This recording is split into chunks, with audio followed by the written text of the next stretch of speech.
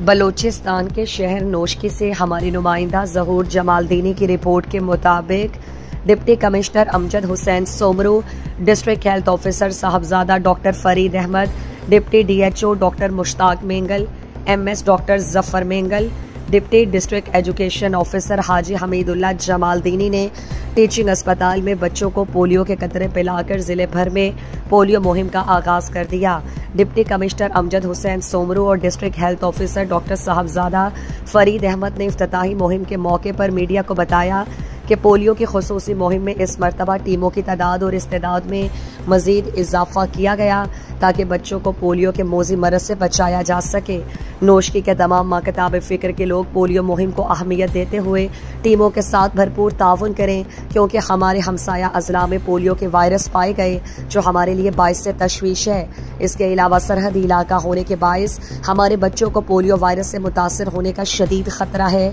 Polio का खात्मा और नई नस्ल को इस मोजी मरज से बचाना हम सब का फर्ज है। मुआशरे के तमाम तबकों को पोलियो टीमों के साथ भरपूर ताउन करके इस मरज के खात्मे में अपना किरदार अदा करना चाहिए। इस वक्त पाकिस्तान और चंद ममालिक से इस बीमारी का खात्मा मुमकिन नहीं हो सका, लेकिन अगर मुआशरे के तमाम तबकात मिलकर जद्दोजहद करें और तमाम बच्चों को वैक्सीन पिलाएं तो इस मरज का खात्मा मुमकिन हो सकता है।